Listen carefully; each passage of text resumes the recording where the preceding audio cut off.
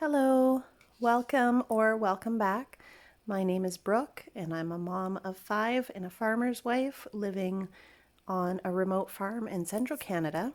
And today's video is kind of a difficult one for me to make because today I'm getting very crystal clear about my debts, how much debt I have, and I'm going to really start getting serious about paying it off. I want to make a significant dent in my debt this year. I made this little debt tracker and I'm going to fill everything in and we're going to see where we're at. Okay, so I have a credit card from Walmart and I have 2 Capital One credit cards. I have a loan and we have a line of credit that's tied to our mortgage, our home line of credit. And if I may say so, if you ever are offered a home line of credit by the bank tied to your mortgage, take it from me, do not do it. Do not. Just stay away. Bad idea. Okay, so here I'm going to write my starting balance for each of these. And then at the end of each month, I'm going to fill in my new balance and we're going to see where we are by the end of the year. Now, I have not made my payments for January yet, which is why I wanted to get this video made right away because I want to see where I'm at before I make my January payments. And then in a couple of weeks, we'll see what my January balance is. Okay. So now we're going to get into the moment of truth. Walmart MasterCard, starting balance $4,117.53. Okay, could be worse, I suppose. My first Capital One card. Oh, there goes my guard dog. Don't mind the barking. My first Capital One credit card balance is $3,390.26. Then my second Capital One credit card, the balance is $942.45. Our loan has a balance of $8,153.97. And our home line of credit has a balance of $6,030.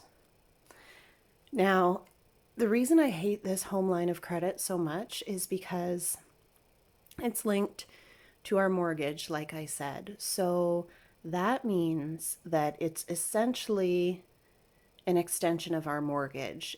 That it means that we're $6,030 farther away from owning our property outright than we would be if we had never agreed to this home line of credit.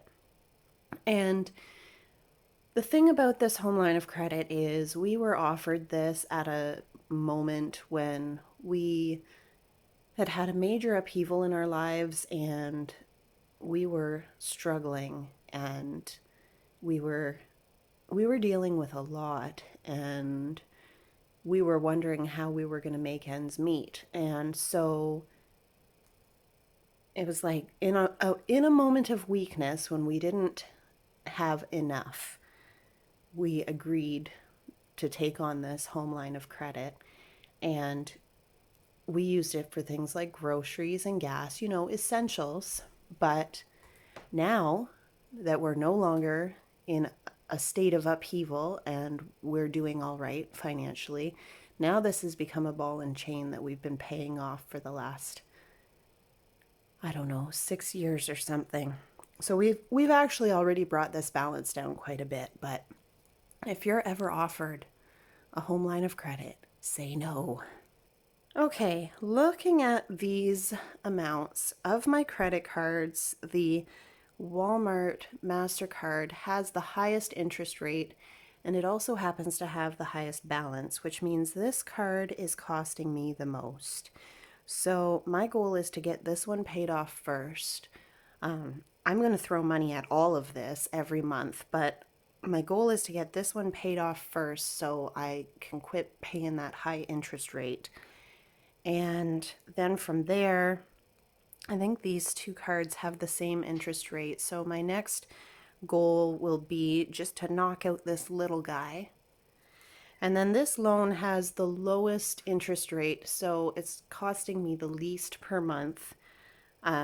So I'm going to just steadily hack away at this, but I'm going to really try to get these balances down fast.